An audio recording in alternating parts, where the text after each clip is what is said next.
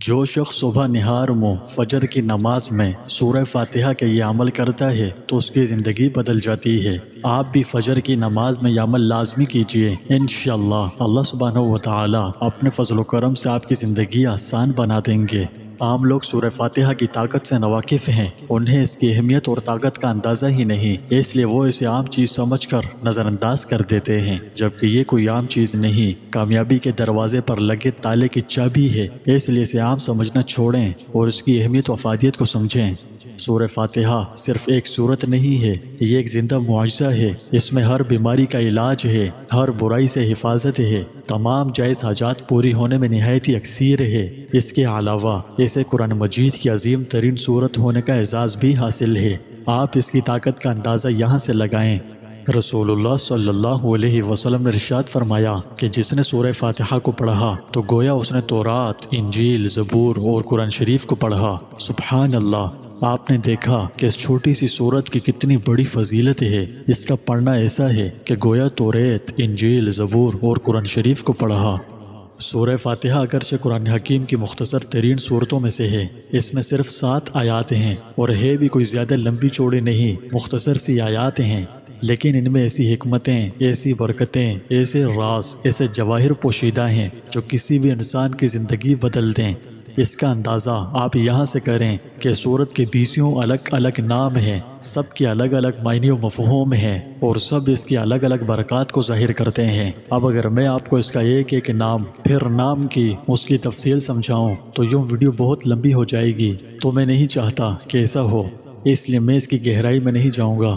بس اتنا سمجھ لیجئے کہ یہ فضائل و برکات کا خزانہ ہے۔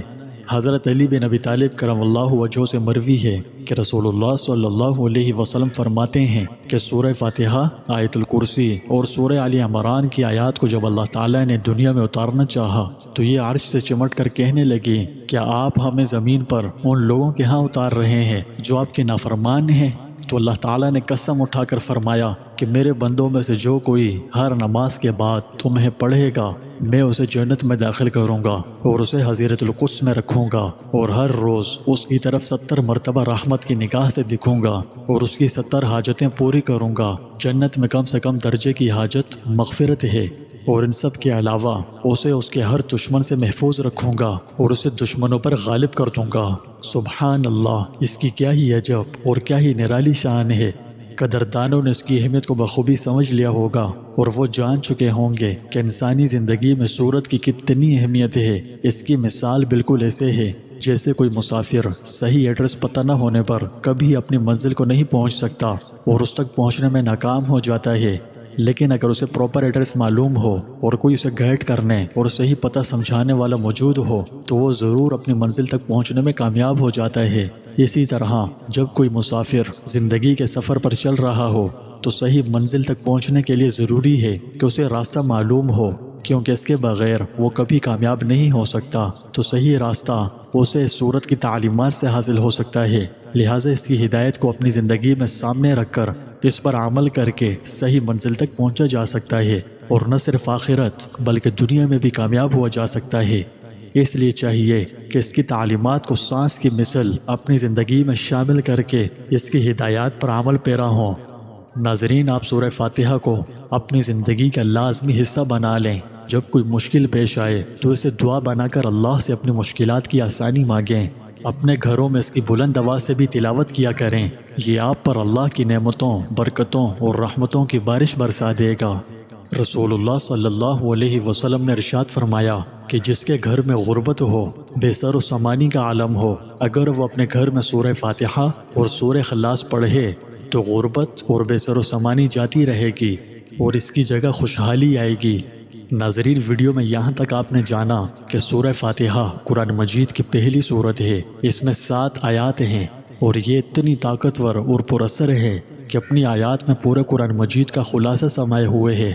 اہل علم جانتے ہیں کہ یہ کوئی چھوٹی سی بات نہیں ہے، اس لیے کہا گیا ہے کہ اس کی تفسیر کو باریکی سے سمجھنے پر اس کے لیے پورے قرآن شریف کو سمجھنا آسان ہو جاتا ہے، اور جسے قرآن شریف سمجھ آنے لگ پڑے اس کی دنیا بھی بن جاتی ہے اور آخرت بھی۔ یہ امت مسلمہ مرحومہ کے لیے اس خزانے میں اتاری گئی ہے جو بذات خود سراسر خیر ہی خیر ہے۔ تو اس امت کے لیے کتنی بڑی سعادت کی بات ہے کہ ایک تو اسے چیزیں بڑی بابرکت ملی ہیں، دوسرے ان خزانوں میں سے ملی ہیں جو بذات خود برکت ہی برکت ہے۔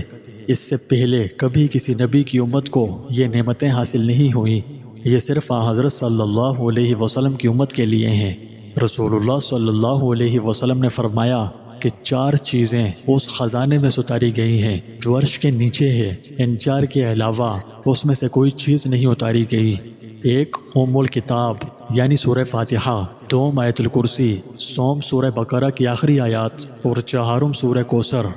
سورہ فاتحہ کامیابی اور خوشحالی کا راز ہے، تمام بیماریوں کا علاج ہے، نقصانات سے حفاظت ہے، اللہ کا قرب حاصل کرنے کا نسخہ ہے، دنیا اور آخرت کی کامیابی و کامرانی کا سبب ہے۔